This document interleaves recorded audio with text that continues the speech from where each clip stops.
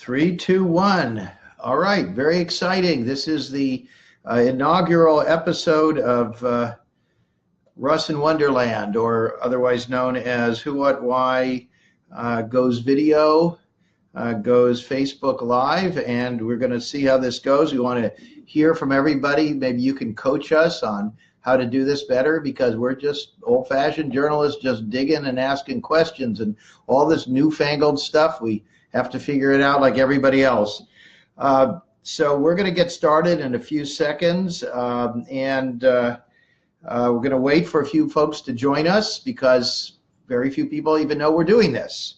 But they will, and tell your friends. I don't know how you do that, but go on Twitter or go on Facebook and tell your friends to tune in, because we're going to talk about the JFK assassination records and the release today that everyone has been waiting for.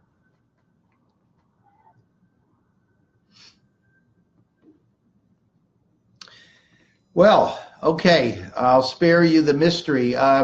We were so excited about today because it's been half a century since the Kennedy assassination, more than that, actually, 54 years to be precise. And for some reason, they keep withholding records about the assassination. They told us it was a lone nut or a disgruntled loner, Lee Harvey Oswald, that there was nothing more to it. And then for some reason, they've kept thousands of documents on this subject out of the public's reach for national security reasons. That's strange. So what was that all about? We don't know, but finally today they were going to release many of these remaining documents.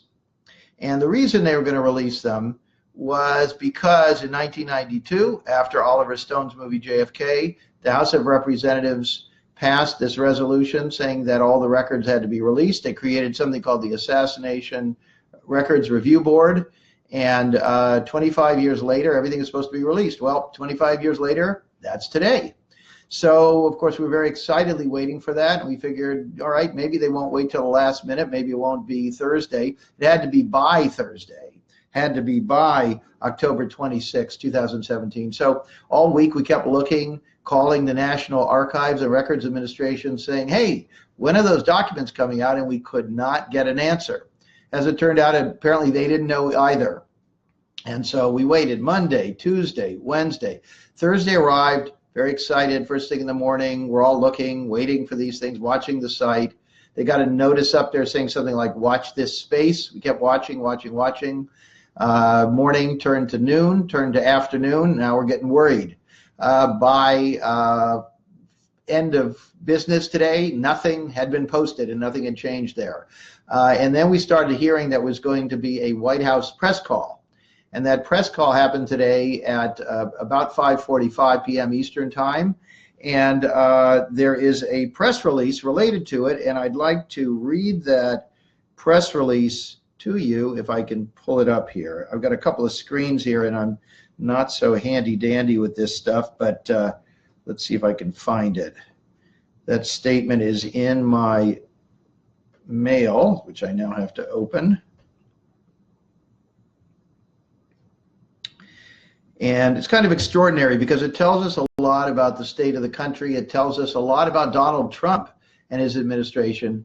And it tells us something about the continuing dominance of what some call the deep state.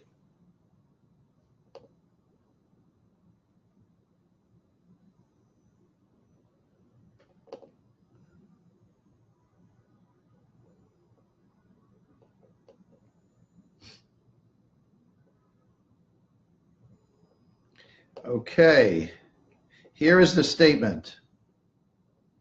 For immediate release, October 26, 2017, Office of the Press Secretary. Memorandum for the heads of executive departments and agencies. Subject, temporary certification for certain records related to the assassination of President John F. Kennedy. The American public expects and deserves its government to provide as much access as possible to the President John F. Kennedy assassination records so that the people may finally be fully informed about all aspects of this pivotal event. Therefore, I am ordering today that the veil finally be lifted. Okay, but wait for the other shoe to drop. At the same time, executive departments and agencies have proposed to me that certain information should continue to be redacted because of national security, law enforcement, and foreign affairs concerns. I have no choice today but to accept those redactions rather than allow potentially irreversible harm to our nation's security. To further address these concerns, I am also ordering agencies to review each and every one of those redactions over the next 180 days. At the end of that period, I will order the public disclosure of any information that the agencies cannot demonstrate meets the statutory standard for continued postponement of disclosure under section blah, blah, blah of the blah, blah, blah. Accordingly, by the authority vested in me as President and Commander-in-Chief, I hereby certify that all information within records that agencies have proposed for continued postponement must be temporarily withheld, blah, blah, blah. This temporary withholding is necessary to protect against harm to the military, defense, intelligence operations, law enforcement, or the conduct of foreign relations that is of such gravity that it outweighs the public interest in immediate disclosure. I hereby direct all agencies that have proposed postponement of full disclosure to review the information subject to this, blah, blah, blah. I can't even stand to read the rest of it. It's so boring, mind-numbingly arcane. And the fact is, after you read this whole thing, you have no idea what they're talking about. It seems, because he said at the beginning, I'm ordering the release of all the documents except for those that I'm not ordering the release of. So I'd like to know, when are you going to release the ones you're going to release? The ones that nobody objects to, which of course are the ones that are of no interest to any of us because nobody objects to them. So hopefully some of those will be released, I don't know, maybe by 11:59 p.m. to be in compliance.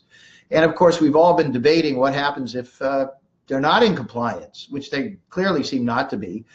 Raises a whole issue. They've had years and years and years to prepare for this. How is it that on the day that these documents, the deadline, they're scrambling and trying to figure out what to do? How come a month ago or 6 months ago or at least a week ago, they couldn't have already known that agencies were going to object? It's just truly incredible. Well, okay, folks, here's what we're going to do. And as I've said, this is our inaugural broadcast. We're new to this. We're working with you. We need your support and we need your forbearance. We're figuring this thing out. What we're going to do is we're going to take some questions. I need to look at my notes here from my producer in Los Angeles and my trusty assistant Claire as to how exactly we're supposed to do this. So let's see. How are we supposed to do this? I think you click the, well, you do a couple of things. If you want to share this broadcast, you click the share button, let others interested in this topic know about the stream. And then Claire, can you type into this document and tell me what I'm supposed to say about how people on Facebook Live send questions? And I'm going to read some of these questions, or I guess maybe you're going to put them on this sheet like a radio producer or something, and then I'm going to look at them.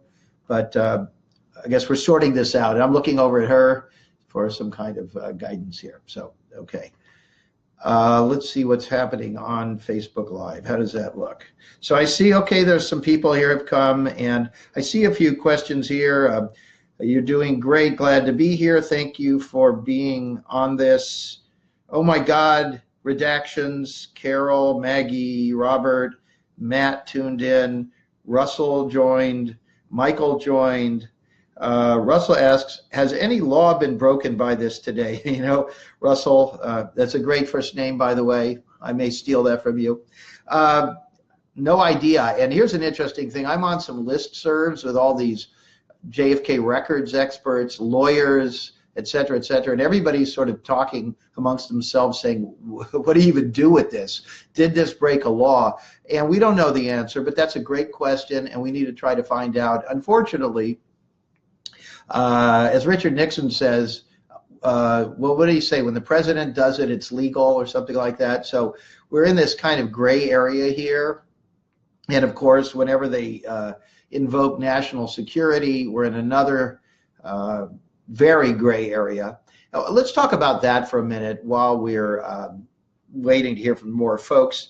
The issue of national security is a very interesting one because what that happened 50 years ago being revealed today could possibly threaten national security. Now, what I find very interesting is Donald Trump, and in fact, any of these people, Barack Obama was fundamentally no different on this. They would accept these claims that these things threaten our national security, yet we never were told what the criteria was for something threatening our national security.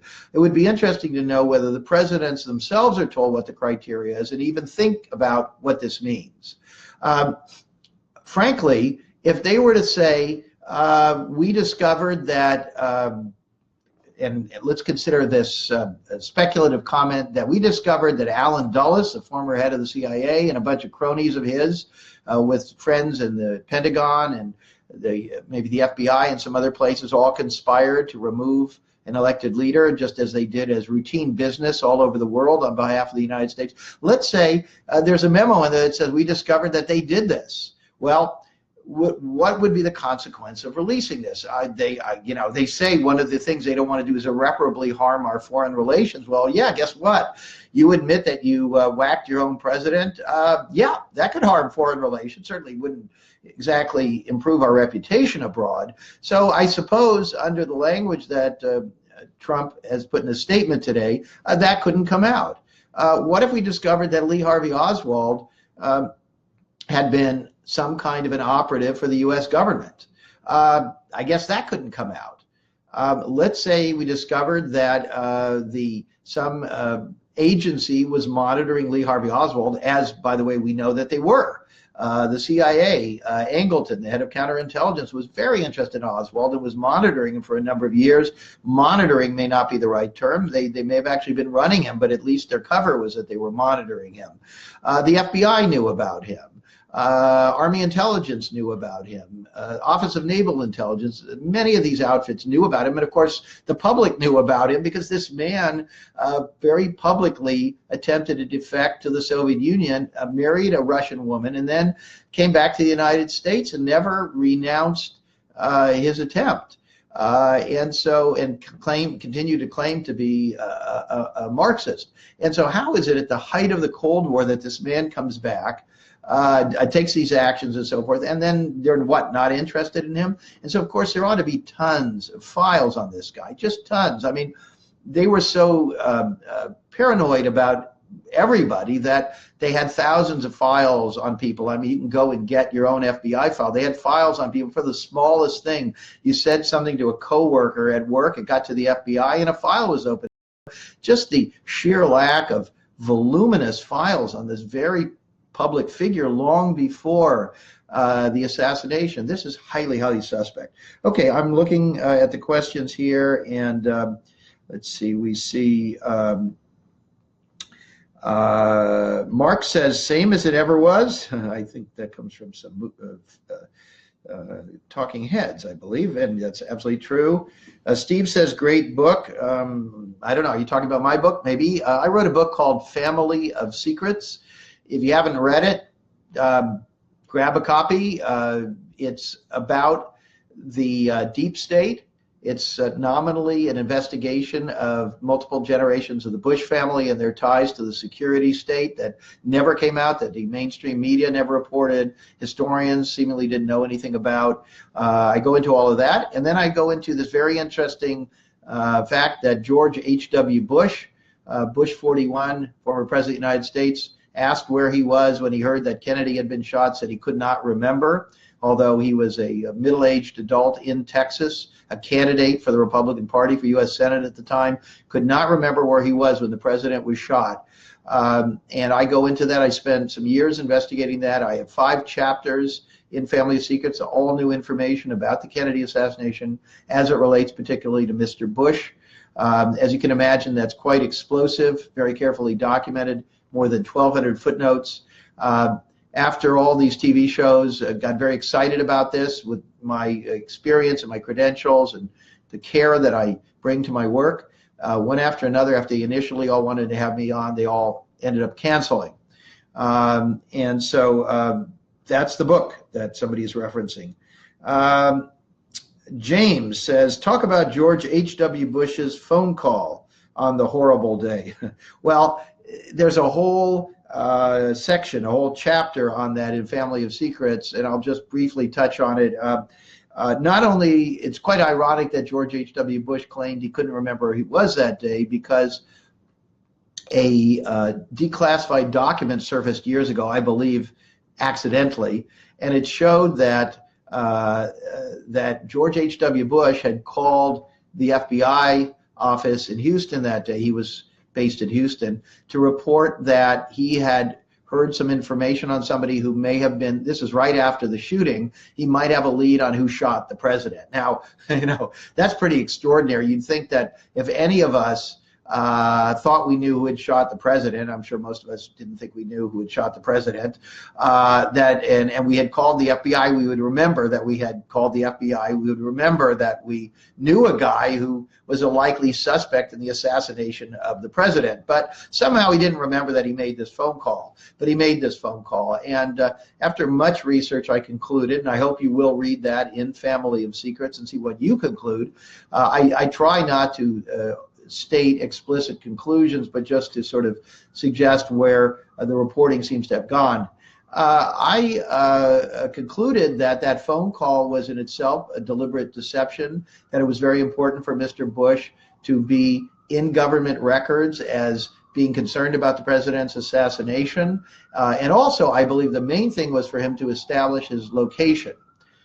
He said, I'm calling from Tyler, Texas. The main significance of Tyler, Texas is that it's not Dallas. And that established that shortly after the shooting, Mr. Bush was not in Dallas. Although, as I discovered in my research, he had been in Dallas shortly before that. We don't know exactly when he left, but according to the timing and the way that he traveled by private plane, he could have been in Dallas at the time of the shooting, and he could have left, made it easily to Tyler, which is a short distance away, had plenty of time to get to a phone and, in fact, make that call from Tyler. So we thought that was very interesting. He also stated that after Tyler, he would be heading to Dallas and staying at the Sheraton. Well, what was interesting was he'd already just been in Dallas staying at the Sheraton. He went back to Dallas for a moment and then left, did not stay at the Sheraton. Either his plans changed or he was trying to confuse the record by making it look like he had been in Dallas at the Sheraton after, not before, the assassination. And I concluded, after studying Senior Bush carefully, that this is kind of the way that he operates, that everything cuts very, very close to the bone, that his MO is to, when he's in trouble for something, he will introduce an alternative explanation that's so similar, but much more benign, that he can invoke confusion, and people, like most members of the media, are not aggressive enough, maybe are not, do not use enough of a fine-tooth comb to probe these things. They just say, oh yeah, he had an explanation, he was somewhere else. And that does the trick. In fact, we've seen time and again that members of these major news organizations, these storied, hallowed news organizations, will accept the flimsiest sort of explanation. It happened with George W. Bush when he went AWOL from the military. They bought that stuff hook, line, and sinker. Okay, a few more comments here. We've got Carol says, Family of Secrets, amazing. Thank you, Carol. Robert says, how is Who What Why working with documents that are released? Well, how are we working with the documents? I want to do a hat tip to Jimmy Falls, who is leading our Kennedy documents team. They are currently reviewing the first release. In July, the National Archives released a comparatively small batch, about 1,000 documents, and this team is methodically combing through those documents, looking for anything interesting, and they are then passing those documents on to another team of more senior analysts who are looking at them very carefully. One of the things we're doing, and we did it with that release, and we'll do it with this presumably much larger release when it drops. Maybe it'll drop while we're on here, and maybe I'll get the word, and you'll be among the first to know. But what happened was, over the years, the archives released a lot of documents, but many of them were redacted. Redacted means they take basically the equivalent of a black marker and they block out things that they think are too sensitive to come out. Some redactions, it's just a word, it's a name, maybe it's a sentence. Some redactions are, and I kid you not, they give you the page and the entire thing is blacked out. I mean, the entire thing. And so now what they're doing is they're releasing, again, some of those same documents, but this time they're being released in full. The problem is, unless you know which is which, if you see two documents, you don't know that one is brand new and one was previously released redacted. We're interested in both. We're particularly interested in those that were previously released redacted, because now they're released unredacted, and what we want to know is what was previously redacted that's now available. That's the news. And so, of course, the government doesn't want to be helpful about this, so they're probably not going to identify or segregate these or highlight what is the information that has now been unveiled. So we've got to go through this arduous task of doing that manually, and that's what this heroic team is doing with Who, What, Why. Carol wants to know my thoughts on the deathbed confession about the shot to JFK from the front by E. Howard Hunt. You know, I find that all very interesting. I should say, by the way, that I am working on, and have been working for about 10 years on a book about the Kennedy assassination. I got into this accidentally. I was doing a book about the Bushes. I discovered this Kennedy material. I felt I had to resolve it if I was going to understand the Bushes, their remarkable impact on American history, the fact that there was a Bush in the White House for 20 out of 24 years of a particular span. Just astonishing. No family has had as much as an impact as they have. And so I wanted to know more about them, and I kind of came to this Kennedy stuff by accident. Prior to that, I was maybe like a lot of you, like a lot of Americans who never really paid a lot of attention to it, thought it was a controversy, kind of a lot of noise, and never really got involved. So I came into this really as an innocent, open-minded, started digging in. And once I completed Family of Secrets, I was kind of hooked on this Kennedy thing, and I thought, this is not just the greatest mystery in American history, one of the greatest murder mysteries everywhere. It is also, I believe, a key to understanding power in America today, to understanding the nature of the system today, to understanding whether we live in a democracy today. And so, in answer to a question from Luis, when will your book be coming out? Don't know yet. I've been working on it for 10 years. There's a lot of work. Still looking for more folks who are expert in these things and have very good work habits who would like to help. You can contact me if you're interested. It's very time consuming, so and unfortunately there just isn't any money in any of this for any of us really.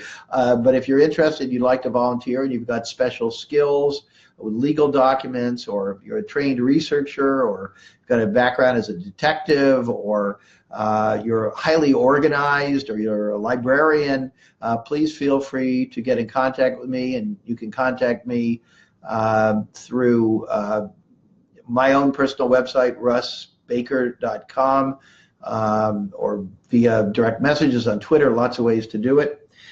So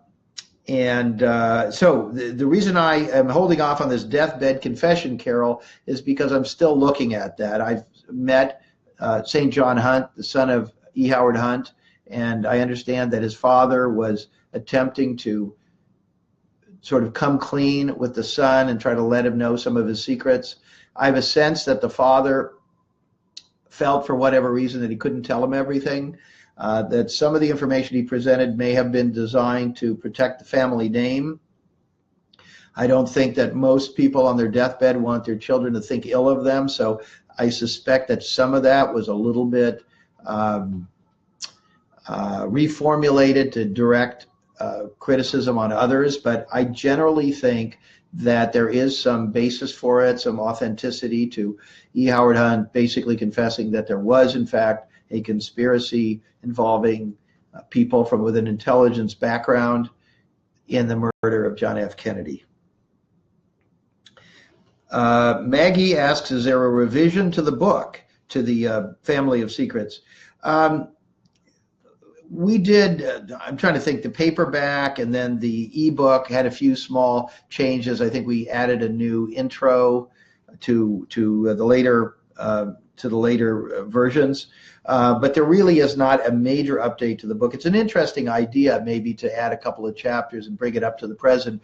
We certainly ought to talk about Jeb Bush and the assumptions, just as it was with Hillary Clinton, that he was heir apparent, and then it didn't happen, totally unexpected how that collapsed. Very, very interesting story. And then getting into all those issues of, is that old guard, the old East Coast establishment by way of Texas, are they no longer a factor, or was Jeb Bush just really the awful candidate that he appeared to be, and could they well rise again? So I think that's a good idea, Maggie. We ought to take a look at this. Steve asks, why didn't Bobby do anything? You know, that's going to be in my new book, and I am still working on that, but I'll just briefly say that I believe that part of the plot was a recognition that it wasn't so much that it was hard to shoot the president when he was in an open car moving slowly, but that it would be a challenge to engage, to orchestrate a successful cover-up. And so what they needed to do was to identify key players who might lead an investigation and then somehow neutralize them. And this would include Bobby, certainly, would also include certain other people who quite possibly were not involved. It could also include someone like J. Edgar Hoover, who may or may not have been directly involved. But they had so much stuff on all of these people, there was a possibility of blackmail. I think the same is true with Bobby. But also the fact that I believe that Bobby, in the year or two prior to the assassination, was made to take certain actions and to interact with certain people that then would cause him to be unwittingly compromised. And that he would be so entangled that if he ever were to try to make public statements about this, and it were to come out about his own interactions with various people, possibly even, albeit indirectly, with Lee Oswald himself, it would be so convoluted that a media that can only handle a simple storyline would never be able to untangle the strands on this and figure out what had happened, and it would be just too much, and it would destroy him as well. Steve asks, how important is it to know who did the shooting? That's a good question, Steve. I'm not sure it is that important. I mean, obviously, if you know who did the shooting, you know that you prove that there was, in fact, an organized plot. And maybe if you know more about the shooters, you can trace it back. Obviously, they were major cutouts involved, so they didn't know ultimately who was responsible for hiring them. But you could learn certain things by studying who they are. So I think there's value to that, but I don't think it's essential to solving the big question, which is, was there a coup d'etat in the United States? Let's see. How are we doing here? Are folks still interested? I see a lot of comments coming in, so I guess, you know, as I say, for those of you who joined late, this is our first Google Live broadcast. Who, what, why? Is excited about this. For a long time, we've been thinking about, of course, people have been saying to us to get into the 21st century, or at least the 20th, or maybe the 19th century. And here we are doing some basic video stuff. We're going to do more. We're going to start, we hope, bringing you correspondence, not just me, but many talented members of our rapidly growing team, bringing you reports, maybe live reports from places like Syria, places all over the world, really, and it could be very, very exciting. We're hoping to grow into a major news organization, basically a major network and a serious alternative to the major news organizations that people are so familiar with.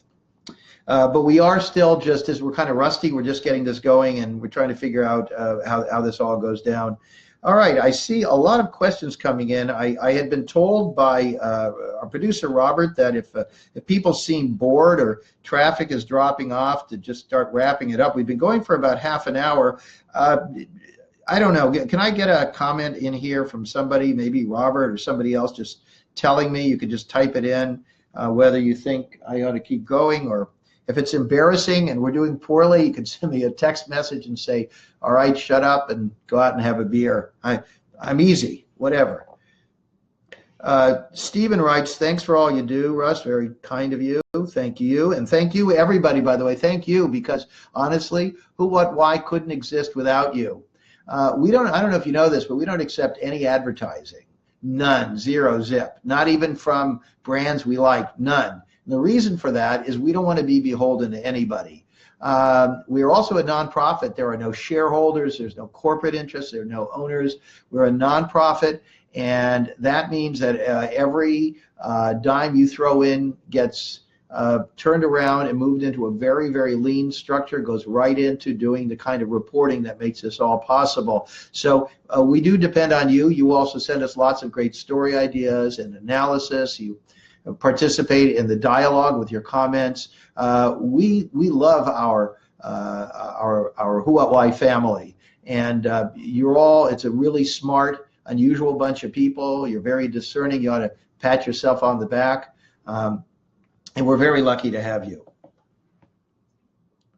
I see a bunch of thumbs up going across the screen. That's nice. Oh, a heart. Isn't that nice? Thank you. I'm not drinking whiskey, by the way. This is just water, but I reserve the right to trade up if this goes on too much longer. Okay, let's see. Just looking through these comments here. Matthew says, I'm enjoying it. I think your website is great too. Maggie says, please continue the conversation. Carol says, keep going. Felipe says, something is better than nothing. Now, I don't know if he's talking about the release or about me. Okay, let's look at some more comments and questions here. Carol says, who set him in place? He's not that smart. Was it a continuation of agenda? Carol, who set him in place? Who said him? Are you talking about Bush Sr., Bush Jr., or Donald Trump? I mean, that could relate to any of them. If you will type in a comment, maybe we can spot. Let's see. Well, I'll tell you what. I'm going to go on and turning over to Claire. Claire, just, you know what? Just yell out to me who she was talking about, and then when you see that, and then I'll answer Maggie's question, or Carol's question, rather.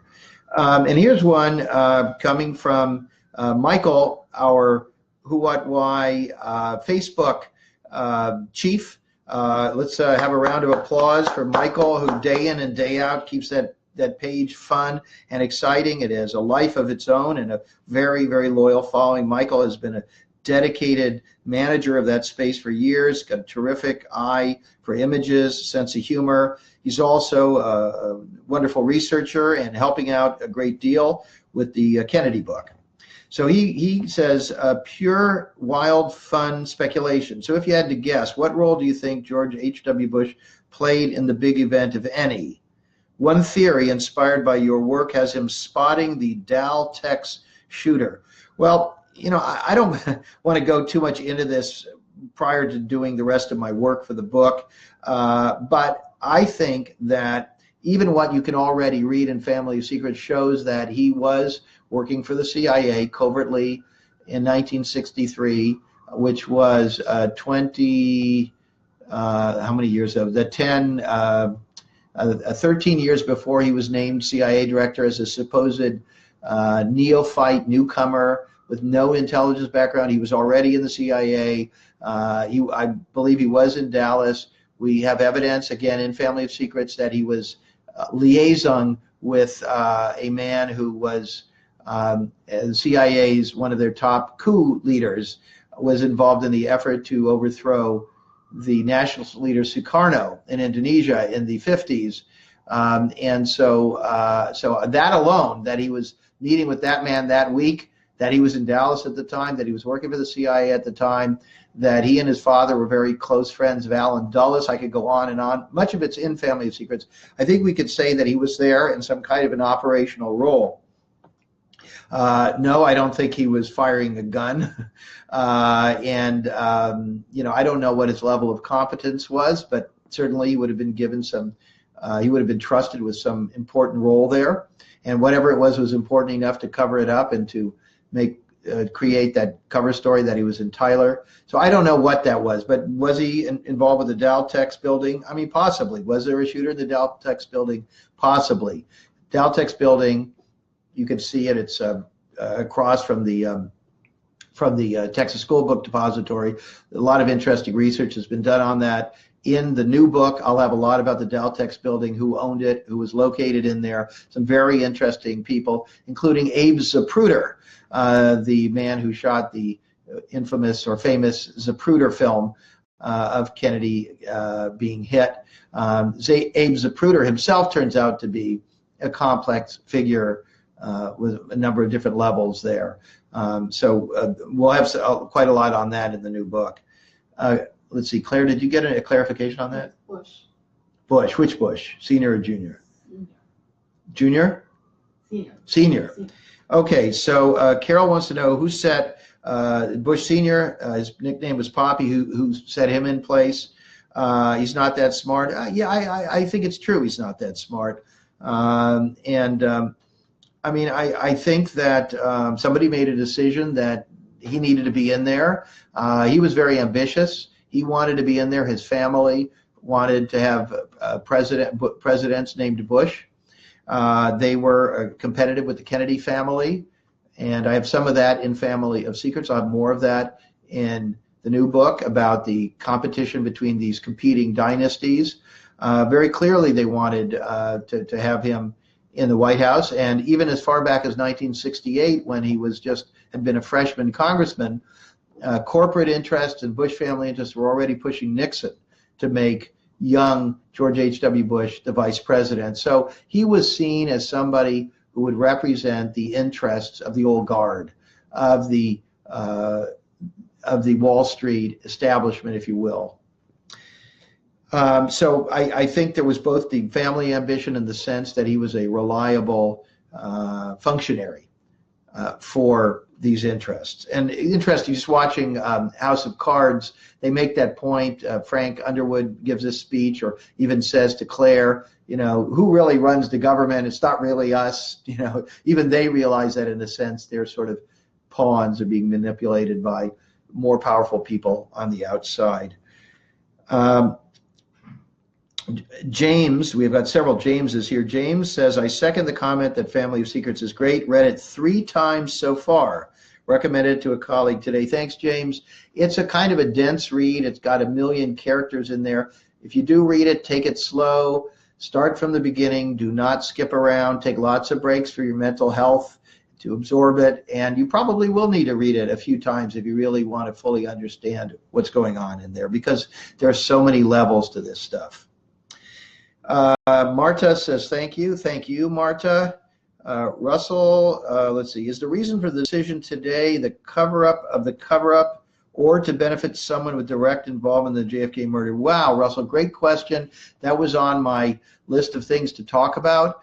I don't know the answer. It seems that we're looking at a range of different factors here. One is inertia, another one is incompetence, another one is bureaucracy, bad communication, probably software issues, all the things that you expect in large bureaucracies. I don't care if it's a private company like what's called Experian or whatever it is, or it's the federal government. These things do happen. I think some of it also probably is a factor, and this is the only thing I can say in defense of the government on this, is that there have been cutbacks all over the place. And I do think some of the blame will fall on Trump and allies in the GOP, because they're always trying to cut the federal bureaucracy. Well, the federal bureaucracy is the National Archives, and it's these agencies and these people who have to prepare these documents. They always seem to want to spend more money on bullets and guns, which enriches their friends and their funders, but they don't want to spend for personnel who inhabit civilian positions, really working on behalf of the public. So if there were more people in there in their IT departments, reviewing the documents and so forth, presumably this could have happened a lot faster. I would also say there is something to your notion about a cover-up of a cover-up. although most of the perpetrators, the vast majority, are long dead. At the same time,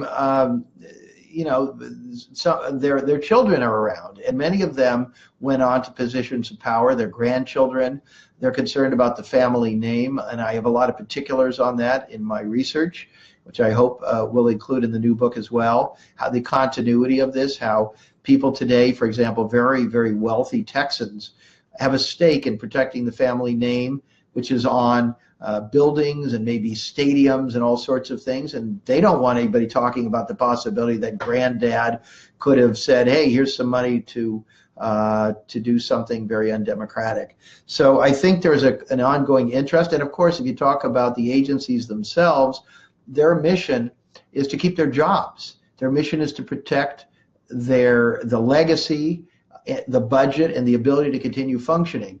For the CIA, there probably is no mission more important than making sure that nobody shuts the CIA down. And if everything came out about what they do, I mean, these statements have been made to this effect by former presidents in various forms, Harry Truman, Dwight Eisenhower, Jimmy Carter, in various different ways, publicly or privately, candidates like Gary Hart, who was on the Intelligence Committee and so forth, Senator Frank Church. They all expressed concern that this was a kind of a rogue outfit, that although certainly on some things, presumably they're doing, I believe they're doing work in the public interest, there are always these deeply compartmentalized things that we never learn about that are very, very damaging to the kinds of values that we aspire to. And so I think that even if you're a 25-year-old working at the CIA and you don't know anything about the Kennedy assassination, if your job is to review documents and you see something and it mentions Lee Harvey Oswald and it maybe says, he was seen leaving the offices of the Naval Intelligence or something, they go, oh boy, I don't know. Better show that to the boss.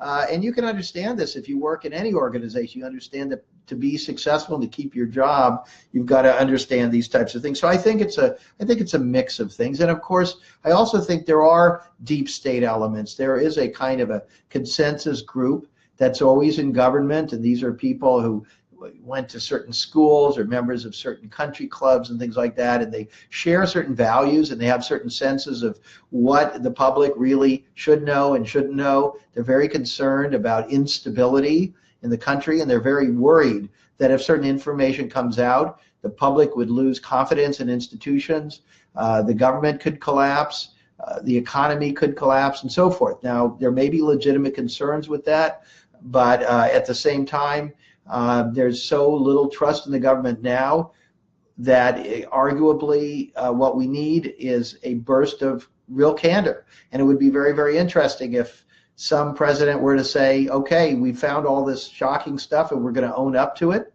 as they did in Chile and Argentina and Brazil and many, many of these countries, certainly Germany, many of these countries, after they did terrible things, they owned up to it and they're still functioning. I think we need to grow up and we need to be responsible for our actions. Okay, I think we'll probably stop at 7:44 Eastern time. It looks like there's plenty of folks on here still, so I think go a little longer. Got a thumbs up for that one. Okay, let's see. Marta asks, do you think there will be anything regarding Mary Pinchot Meyer, who has only recently been, quote, allowed to be discussed in these files? Well, I don't know that she's been discussed in files. I mean, we've discussed Mary Meyer on Who or Why. I hope you'll go and read those articles. We've been running excerpts from an excellent book by Peter Janney, Mary's Mosaic. It is a book about Mary Meyer, who was a paramour of John F. Kennedy. He was perhaps the great love of his life, and she was, as far as we know, his confessor and his conscience. And as he was grappling with things and evolving as a human being during his presidency, and struggling with the Pentagon and concluding that some of the people, including the Joint Chiefs of Staff, were insane, figuratively, if not literally, and that they were perfectly willing to plunge the United States into nuclear war, ready to incur casualties of tens of millions of people on our side and much larger casualties on the other side. We're even chomping at the bit. In the case of Curtis LeMay, literally on his cigar, couldn't wait to have a nuclear conflagration. Kennedy was discovering how bad things were. And Mary Meyer was someone he was turning to for solace and outlets and to discuss these kinds of things. And so we put those excerpts out. And I think there will ideally be more about her. She was murdered. She believed that Kennedy had been killed as part of a conspiracy. Her ex-husband, Cord Meyer, was a major CIA officer, very, very high level, and I quite ironically was involved with the mighty Wurlitzer, the effort to control the media. And this gets into a whole other story. Obviously, we need to do more of these video casts and get into more of these things because, frankly, I could go for days and weeks on this. We don't have the time tonight, but there's a lot there. She was related to Ben Bradley of the Washington Post, who seems to have been involved in covering up what he knew about her death and maybe what he knew about John Kennedy, of whom he was supposedly a friend. There were these relationships in this upper crust that were very, very complicated. Stephen says, thanks for all you do. Thank you, Stephen. I may have read that one already. I'm not sure. But you can never have too many thank yous, so whatever. Okay. Jocelyn says, Family of Secrets is fascinating, definitely worth checking out. Thank you, Jocelyn. Brad, any thoughts on the James Files confession? You know, I don't know what to make of that. There are problems. James Files is somebody who claims to have been involved in the Kennedy assassination firsthand, and I'm not entirely sure what to make of it. I'm continuing to study that. By the time the book comes out, I think I'll have resolved what I believe to be the case there. I'm trying to be very careful here and not do what a lot of books have done, which is have taken sides on these controversies or these debates and make their case, but I think not persuasively or conclusively resolve the disputes, the public controversy. I really don't want to have anything in the book that I'm not comfortable that I and the team have not really nailed it down in a way that it would meet the standards of the majority of people who would read that. Marta says she tends to agree with what I said about E. Howard Hunt. Maggie asks, wasn't there several groups secretly dealing with Cuban affairs and removing Castro? Yes, indeed, Maggie, there were groups involved with working to remove Castro. They started on that almost right away after he took power. So first under Eisenhower and then under Kennedy. And this is a very complicated subject because the Kennedy brothers were concerned about the risks and the reasons not to remove Castro, but they also felt the pressure to remove him. And so they were involved with contradictory activities. They were involved on one level with allowing certain operations to go forward with regard to the possibility of removing Castro, but I believe that a lot of those were not real, that they were basically throwing sort of red meat to a particular group to prevent that group from taking things into their own hands. And this complicates the whole thing because this is used by people who want to claim that Lee Harvey Oswald was the shooter and was working for Castro, and that it was that the Kennedys had an effort to kill Castro, and that Castro had turned it around and used it instead to kill Kennedy. This is one of, I believe, these false stories that are being put out there.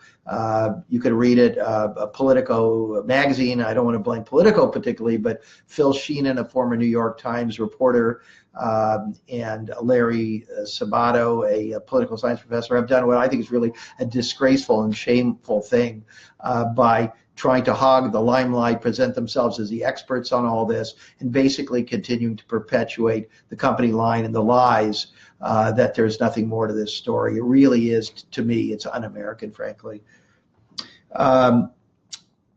Philippe, we will either verify or refute theories, legends, and conspiracies. I don't know what that is, but okay, I don't know how we will either do it, but okay. Matthew says, do you think that Lee Oswald's links to Bobby Kennedy as Attorney General approving his return to the U.S. and the possible link to Marilyn Monroe's death allowed them to blackmail Robert Kennedy? This is all very interesting. I have to say that I don't know that the Attorney General, and if you know, maybe you can write to me. I'm not sure I was aware that the Attorney General approved Oswald's return. As far as I know, that involved the State Department. But was Bobby aware that this attempted defector was now coming back to the United States? You would think that something like that might well rise to a fairly high level. And again, this is a fascinating thing. Where are the files on all this? There ought to be much more. There ought to be much more. But anyway, could they have used that to blackmail them? I mean, possibly. As far as Marilyn Monroe's death, I don't know if I'm going to be able to investigate everything that has ever happened. And the Kennedy assassination seems to be linked in certain ways to almost everything that has ever happened. I'm skeptical as to whether the Kennedy brothers were connected to Marilyn Monroe's death, although they certainly were connected to Marilyn Monroe. Okay, Robert says keep going, and then Stephen Healy says keep going, and then Felipe says something is better than nothing. We're still trying to figure out what Felipe means, and then Carol says keep going, and Robert says everyone click the heart. Okay, and then Maggie says please continue the conversation. Matthew says I'm enjoying it. I think the website's great. Okay, now let's see. Kathy. Hi, Kathy says love your site. You may have addressed earlier. Do you expect any files to be released tomorrow? Well, tomorrow's kind of late since the deadline is today, 7:52 here on the East Coast. They've got 4 hours and 8 minutes to release. I suppose if they start releasing things like one thing, they would maybe be in compliance. And isn't this ridiculous? We don't even know what in compliance means. I mean, this is where we are, folks. And honestly, if they can't be clear on this, if the media doesn't understand any of this, what is the likelihood that the media and the government can get their handle on things like ISIS, like the economy? I mean, we have really serious problems, folks. And this is why I hope I can make my pitch. I hope you'll support Who, What, Why. I hope you'll consider making a generous donation to enable our work, because we'd like to grow a giant news organization. We'd like to have 100 or 500 or 1,000 reporters and scores of editors and people filming all over the world working for you. Can you imagine that? A news organization working for you, looking into all these things, doing nothing but trying to satisfy your curiosity, your questions, your need, and your right to know. Felipe says, you keep rolling. Okay, thank you. I wonder if Felipe, are you related to Jerry Hemming? That would be interesting. Jerry Hemming, a fascinating figure who shows up in the Kennedy story in all kinds of ways. Thumbs up from Jimmy. Jocelyn says, this is the conversation I've been longing for. It's great hearing from someone that can back up their statements with actual facts. Thank you, Jocelyn. Very kind of you. Arthur says, what is the status of the JFK papers? Arthur, I guess you joined us late. They were supposed to be released today. Nothing happened all day long. And then after the end of normal working hours, the White House did a background call with reporters, and explained that some agencies want them to hold off so that they have more time to go through documents and decide what they want to withhold or redact. Why this was not done before, I think this is just a travesty. It's a bungle. Listen, you look at Puerto Rico and all these other things. This is hardly the first or the worst bungle, but it's yet another very serious bungle. I think those people, anybody on this call who were fans or supporters of Donald Trump and who thought that he was going to do the right thing and he was going to drain the swamp and bring a business acumen and efficiency to government, this is a pretty bad start.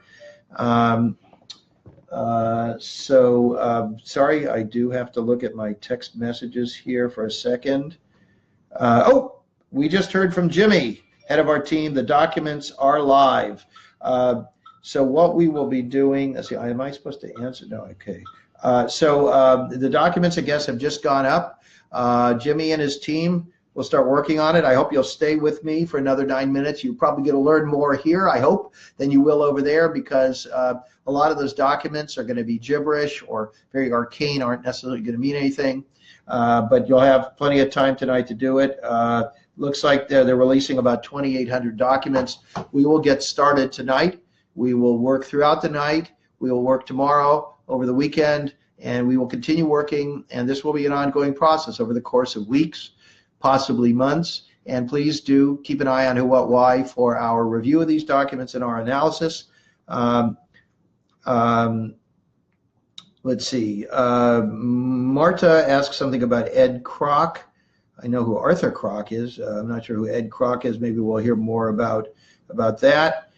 Some applause from a Steve. Mohammed, thumbs up. Thanks, Mohammed. Ben Wolfson asks, did Oswald know David Ferrie and Barry Seal personally, or was it just happenstance that they were in the Civil Air Patrol together? There's a photograph. I think isn't this in Family of Secrets? I think it is. David Ferrie with Oswald together in a picture. This is Oswald as a young man, long before he got in the military, with David Ferrie, an intelligence operative. Very, very important. That's evidence right there of probable early handling of Lee Harvey Oswald by the system. Stephen asks, has anyone threatened you for your work the way Gary Trudeau was allegedly threatened by Jeb Bush?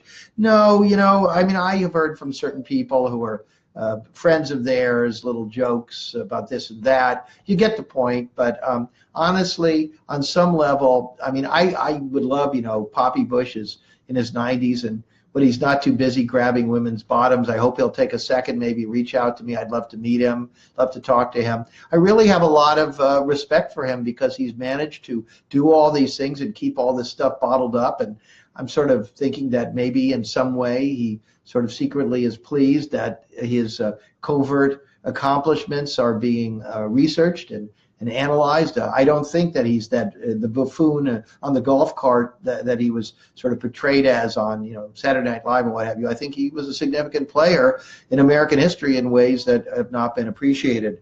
I don't know if that lets me off the hook from people who want to do me harm, but here I am so far. Mario says, thank you, Russ. Thank you, Mario. Carol asks, have you studied Bush further than JFK, Franklin cover-up, Iraq, 9/11? We don't have time to get into all that, but yeah, I mean, certainly in Family of Secrets, there's a lot on the Bushes in many other aspects. I don't know if you want me to go beyond what's in the book. We could maybe do that on a subsequent session. Let's see, Marta, I like the grow up idea. I'm not sure what that refers to. Am I supposed to grow up? Well, probably too late. Sarah, let's see, please recap before you stop for those of you who joined late. Thank you. Thank you, Sarah, for joining us. So we've been talking about how all of these records were promised for 25 years that they were going to be released today. They haven't been.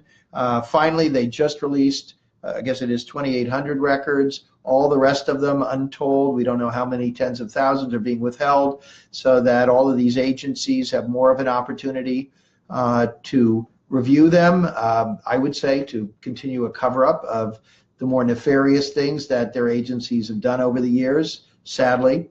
I mean, I think what we're going to be looking at as we scrutinize these documents is we're going to be looking for needles in a haystack. And that's what our team, led by Jimmy and a bunch of very, very fine first-ranked team that are sorting the documents, and the second-ranked team, people with a lot of expertise analyzing them. That's what they're going to be doing. Chris joined us. Welcome, Chris.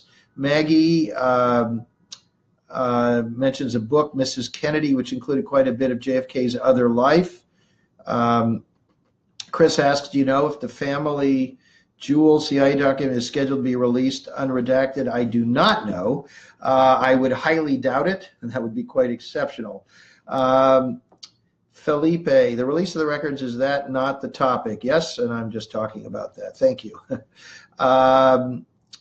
Mario asked, did you ever meet or speak to Jim Mars? I did. I actually had a very pleasant time. I stayed at Jim's house and went out for some fine meals and knocked back a few whiskeys together. Sadly, Jim passed away recently, and he will be missed. A real singular person and a brave man. Okay, so I see a lot more comments here. I think we're run out of time. It is exactly 8 o'clock. So I think what I'm going to do, Robert asked, will you be on tomorrow to update us? Tomorrow I'm going to be out of town, but that doesn't preclude necessarily doing this. I'm using a very nice web camera that is on a tripod separate from my laptop. I guess we could try doing it directly from the laptop. I'll work with my team to see if that's possible. So if there's interest, I guess I could try to do it tomorrow, same time, same channel. Why don't you show your interest by sharing this with other people, and let's see how much of a groundswell we can get, because I don't want to waste people's time, don't want to go through this unless there's enough demand for it. So let us know, please. Thank you all very much. This is, in a strange way, I guess, a sort of a historic day. It was a historic day that was like pulling teeth, but we're starting the process. We're very excited about this. At Who What Why, we are committed to serving the public interest and serving the interest of transparency, doing our work to dig into these documents and to ask the tough questions. We couldn't do it without you. Thank you very much, and good night.